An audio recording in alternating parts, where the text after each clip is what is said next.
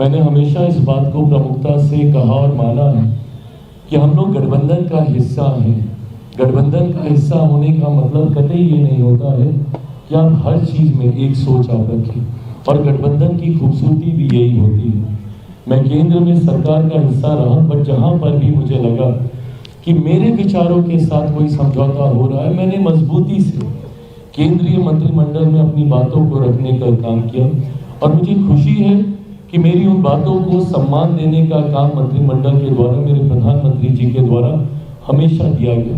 भले वो lateral entry का विषय हो या सब कैटेगराइजेशन का मुद्दा आया हो या विभिन्न शुरू करेगी। और मैं विश्वास रखता हूँ कि आने वाले 5 सालों में हम लोग बिहार फर्स्ट, बिहारी फर्स्ट की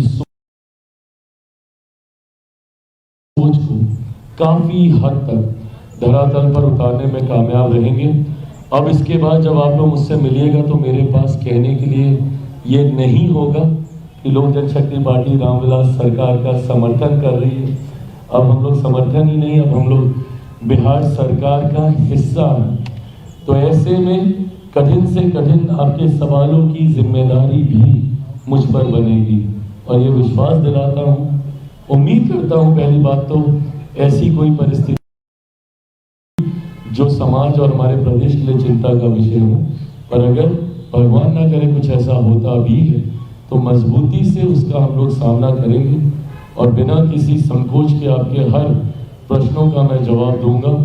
अंत में मैं मेरे प्रधानमंत्री जी का धन्यवाद करते हुए इस जीत में उनका बहुत बड़ा श्रेय है। मुख्यमंत्री नीतीश कुमार जी को एक बार फिर से औपचारिक तौर पर कल शपथ लेने के बाद मैं आज अपनी तरफ से, अपनी पार्टी की तरफ से 10वीं बार एक इतिहास मुख्यमंत्री जी के द्वारा रचा गया है। 10वीं बार उन्होंने मुख्यमंत्री पद की शपथ ली।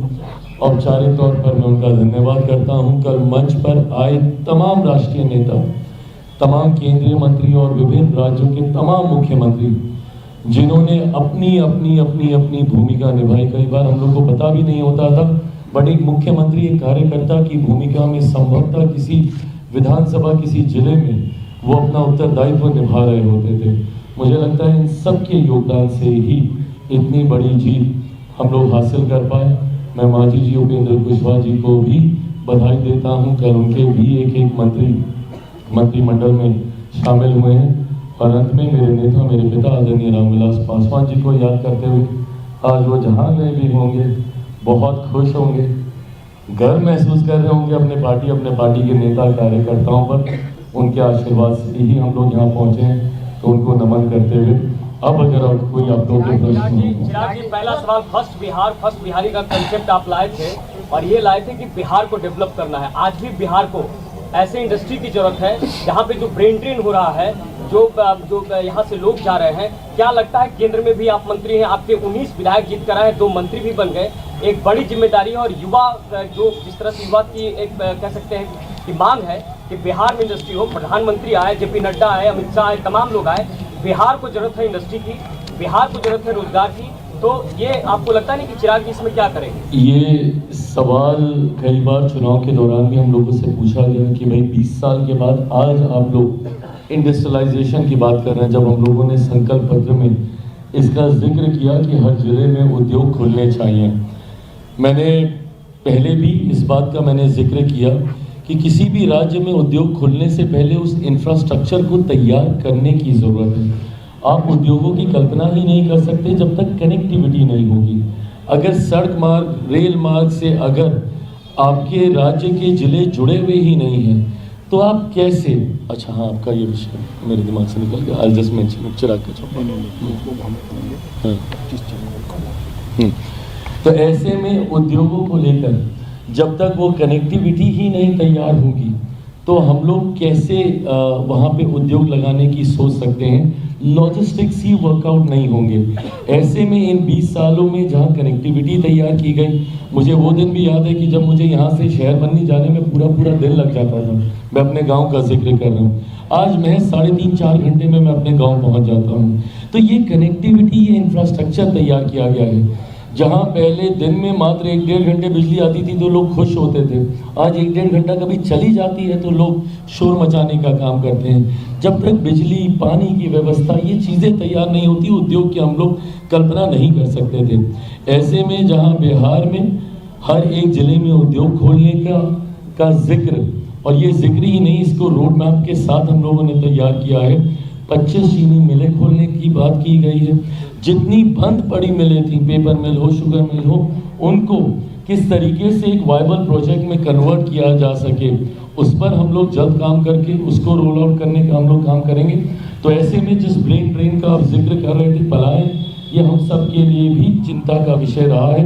लोक जनशक्ति पार्टी रामविलास बिहार फर्स्ट बिहारी फर्स्ट की सोच न सिर्फ पलायन को रोकने की है, बल्कि आने वाले 5 साल 10 सालों में एक ऐसी व्यवस्था तैयार करने की है कि हम लोग रिवर्स माइग्रेशन हम लोग शुरू करें।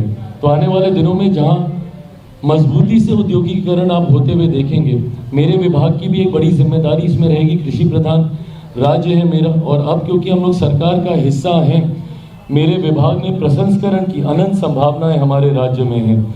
ऐसे में कई बार ज़मीन और इसकी सब जो दिक्कतें हम लोग को आती थी, अब डबल इंजन की सरकार जिस तरीके से बनी है और केंद्र और राज्य में हम लोग का प्रतिनिधित्व है, तो मुझे लगता है उसमें भी तेजी से हम लोग विस्तार होते हुए देखेंगे। आप मजबूत सहयोगी दल है, उम्मीद थी कि भाई एक डिप्टी सीएम कम से कम मिलेगा, मलाल है इस बात का क्योंकि 2 मंत्री मिले, डिप्टी सीएम गायब हो गए। चिराग पासवान कितना और लालची हो सकता है? विचारों से समझौता की बात हो रही है। नहीं, ये लालच की बात होगी। आप सोच रहे हैं मैं कहाँ से आया हूँ। 2021 में आप मेरे साथियों में से रहे हैं जिन्होंने मेरे संघर्ष के हर दौर को देखा है, जहाँ एक आदमी आपको मेरे आसपास नहीं दिखता होगा।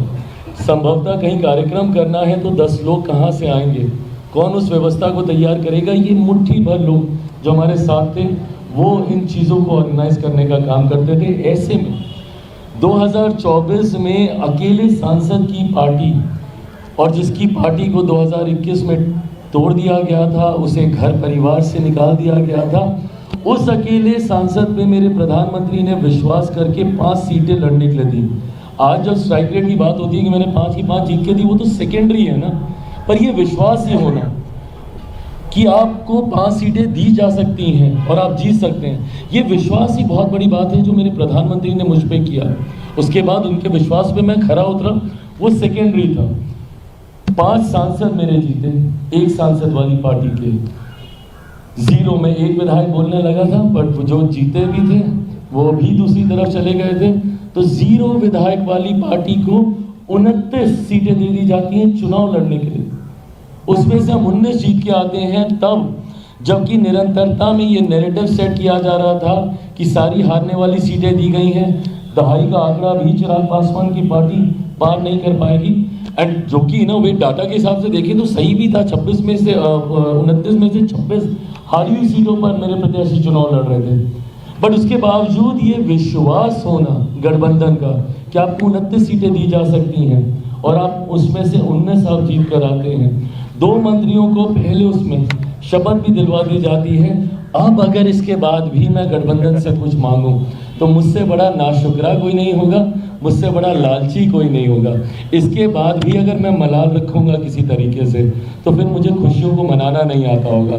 तो ऐसे में जितना मिला है, मैं मानता हूं कि ये मेरे पिता के आशीर्वाद से हम लोग यहाँ तक पहुँचे हैं, तो मलाल कतई किसी बात की नहीं। मंत्री बने हैं, कोई मंत्री खास मंत्रिमंडल का डिमांड है कि दोनों मंत्रियों को विभाग के बाद पुनः मैं दोहराऊंगा कि हम लोग कल मैंने इस बात का जिक्र किया, इंक्लूसिव गवर्नेंस की सोच के साथ हमारी सरकार बिहार में कार्य करने जा रही है। 2014 के बाद जिस तरीके से केंद्र में आपने देखा कि साइलोज को ब्रेक डाउन किया गया, अभी तक जो मिनिस्ट्री साइलोज में काम करती थी, inter ministerial inter departmental interactions के साथ सरकारों ने काम करना शुरू किया। जितनी अलाइड मिनिस्ट्रीज हैं, अब आप एग्रीकल्चर के साथ ही देख लीजिए, फूड प्रोसेसिंग हो, एनिमल हस्बेंड्री हो, ये जितनी भी अलाइड मिनिस्ट्रीज हैं सब एक दूसरे के साइलोज से बाहर निकले और हम लोगों ने साथ मिलकर कार्य करना शुरू किया। ऐसे में आप मेरे मंत्रालय, आप मेरी पार्टी को बहुत सीमित कर रहे हैं ये बोलकर कि मैं किसी मंत्रिमंडल की मैं बात कर रहा हूँ। जनता दल यूनाइटेड के मंत्रियों के विभाग भी मेरे हैं, तो भाजपा के मंत्रियों के विभाग भी मेरे हैं, मेरे विभाग भी जदयू के और भाजपा के भी हैं। एक यूनिट, एक टीम के साथ हम लोग कार्य कर रहे हैं। बट स्टिल अगर आप कोई स्पेसिफिक जानकारी आप जानना चाह रहे हैं तो मैंने कोई मंत्रिमंडल विशेष तौर पर कोई मांग पार्टी की तरफ से नहीं की गई है, बट मुझे लगता है कि बहुत जल्द उसकी घोषणा कर दी जाएगी। विभागों का बंटवारा जल्द होगा। दो सवाल हैं। हाँ, आ रहा हूँ। पहला सवाल ये है कि आरजेडी ने ऑफिशियल पोस्ट किया है और परिवारवाद को लेकर सवाल खड़े किए। पहला सवाल, और दूसरा सवाल साथ ही में मैं कर लेता हूँ। दो संजय को बड़ी जिम्मेदारी आपने दी है, आपने दो संजय पे विश्वास किया है, उधर वाले संजय पे एक बड़ा सवाल खड़ा हो रहा है। अरे प्रभु, कहाँ से कहाँ तारों को जोड़ा जाता है। बहरहाल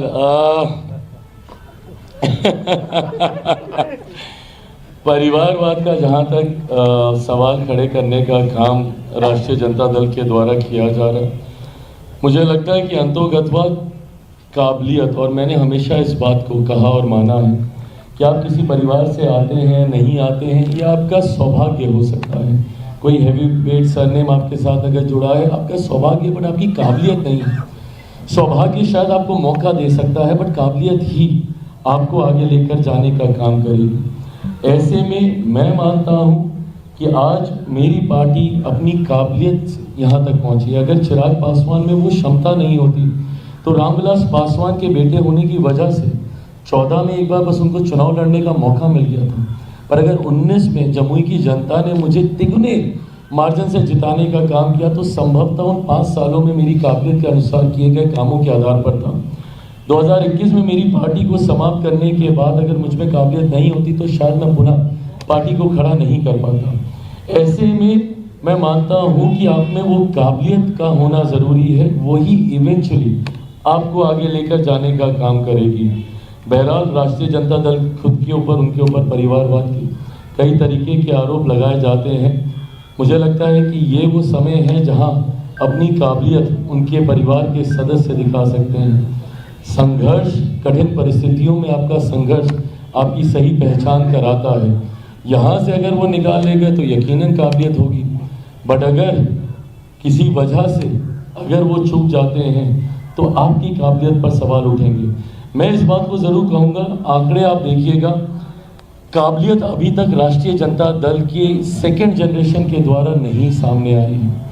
2005 तक जिस तरीके से उनकी पिछली पीढ़ी, आदरणीय लालू जी, राबड़ी जी पार्टी का नेतृत्व कर रहे थे और 5 में हार जो मिली, उसके बाद से पार्टी कभी खड़ी ही नहीं हो पाई है। 2010 के परिणाम आप देखिए, राष्ट्रीय जनता दल को पुनः करारी हार मिली है।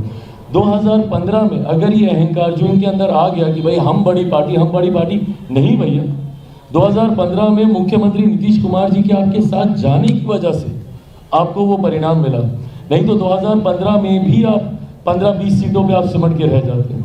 2020 में पुनः डिवाइडेड एनडीए की वजह से आपको लाभ मिला। कल हम लोग, आदरणीय ललन जी, सब लोग मंच पे थे, कल हम लोग यही सब जिक्र कर रहे थे कि भाई यही परिणाम आपका 20 में भी आता अगर हम सब एक साथ रहते। 2020 में अगर यूनाइटेड एनडीए अगर आपको देखने को मिलता तो एक बार फिर से राष्ट्रीय जनता दल, और अगर निरंतरता में ये रहता तो आज तो उस पार्टी का नाम लेने वाला भी कोई नहीं रहता। तो परिस्थिति की वजह से 15 और 20 में ये लोग आए और इस बात का अहंकार इन लोगों को इतना ज़्यादा हो गया, जिस एग्रेसिव तरीके से ये लोग सामने आते थे, बिहार की जनता 2005 से इनको नकार चुकी है। और जहाँ तक आपने नाम का जिक्र किया, मेरी पार्टी ने नाम से ज़्यादा काम को प्राथमिकता देने की सोच रखी है। तो ऐसे में 2 ऐसे नेता हमारे यहाँ पर मंत्री पद पर विराजमान हैं, जिनका एक का मैंने जिक्र किया कि भाई हमारे जिला अध्यक्ष रहे हैं। बेगूसराय में एक छोटे कार्यकर्ता की भूमिका से यहाँ तक आना, ये इनके काम को दर्शाता है। वहीं दूसरी तरफ महुआ से संजय सिंह जी, जो मेरी लोकसभा से आते हैं, ऐसे में मेरे लिए भी एक ताकत बड़ी है कि भाई मेरी लोकसभा में मुझे मजबूती देने के लिए एक और मेरे साथी वहाँ पर तैयार हुए हैं। और जिस तरीके से इन्होंने संगठन में सदस्यता प्रभारी के तौर पर एक बड़ी भूमिका निभाने का काम किया संगठन के विस्तार को लेकर, और जिस तरीके से एक प्रचंड जीत हासिल की, मुझे नहीं पता कि इस बात को कितना हम लोग एनालाइज कर पा रहे हैं। पर आदरणीय लालू प्रसाद यादव जी के बड़े सुपुत्र को ये हरा कर आए हैं। ये कोई कम उपलब्धि नहीं है। ऐसे में मतलब क्या बोलते हैं उसको, जायंट किलर, एक जायंट किलर की भूमिका में ये आए हैं। तो ऐसे में मेरे दोनों संजय नाम पर नहीं काम के आधार पर यहाँ पर आए हैं। बाकी अपने नाम का और किस तरीके से इस्तेमाल दूसरी जगह पर कर रहे हैं उस पर मेरी कोई टिप्पणी नहीं है, वो उनका अपना इंटरनल। चाचा ने 2 बार बधाई दी है, चाचा ने 2 बार बधाई दी है, भारत जी ने 2 बार बधाई दी है, चाचा ने बधाई दी। मेरी सराखों पर उनकी बधाई जब उन्होंने मुझे गाली दी थी, मुझे चंडाल और कई ऐसे अपना खून नहीं, मैं उनका अपना खून नहीं, कई बातें कही थी, तब भी मैंने उनका आशीर्वाद, और मैंने माना है कि बड़ों की हर बात आपके लिए आशीर्वाद ही होती है, तो मैंने तब भी उसको आशीर्वाद के रूप में स्वीकार किया था। और आज तो सही में उन्होंने मुझे बधाई दी है, तो उनको नमन करते हुए सहज स्वीकार करता हूँ उनकी बधाई। अभी भी मान रही है कि ये सरकार 5 साल नहीं टिक पाएगी। कौन मान रही है? ये चर्चा कौन कर रहा है भाई?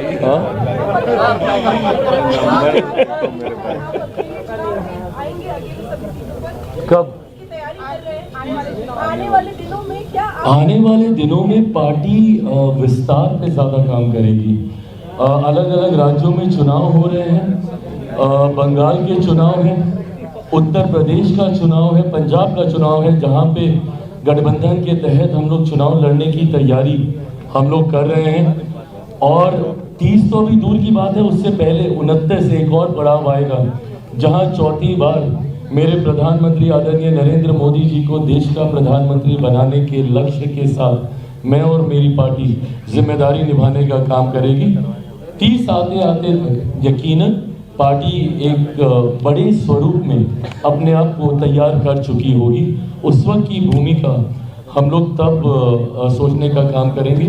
पर मैं ये मानता हूँ कि जो एनडीए गठबंधन है, ये अपने में इतना स्ट्रॉन्ग और विनिंग कॉम्बिनेशन है, जिसके सामने मैं नहीं मानता कि अब कोई और टिक पाएगा।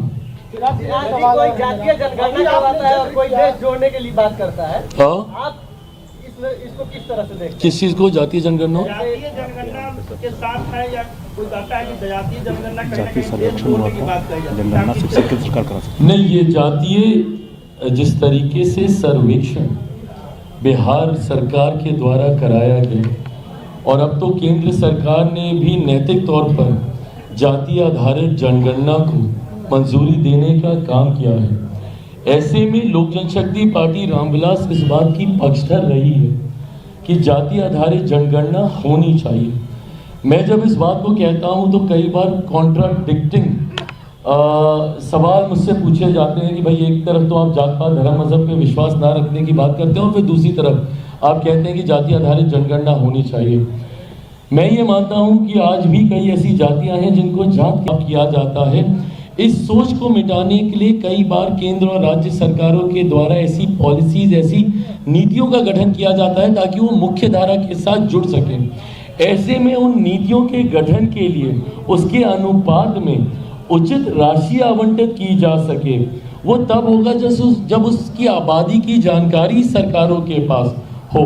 ऐसे में ये आंकड़े सरकारों के पास होने जरूरी हैं। कई बार माननीय न्यायालय के द्वारा भी आंकड़े मांगे जाते हैं कि फलानी जाति की क्या आबादी है, और वो सरकारों के पास नहीं होते हैं। तो ऐसे में ये आंकड़े जरूर हों। मैं इसको सार्वजनिक करने का पक्षधर में नहीं, क्योंकि ये कहीं ना कहीं समाज में भेदभाव की भावना को बढ़ाने का काम करते हैं। बट हाँ, ये आने वाले दिनों में ये जाति आधारित जनगणना हो, ये केंद्र सरकार भी इसको नैतिक मंजूरी दे चुकी है, और मैं मानता हूँ कि संभवतः ये उचित समय पे किया जाएगा। थैंक यू भाई, बहुत बहुत धन्यवाद। आज देखिए जितने आपके सवाल थे, जो आप लोग परेशान होते थे, आज इत्मीनान से आप लोगों के साथ मैं बैठा हूँ।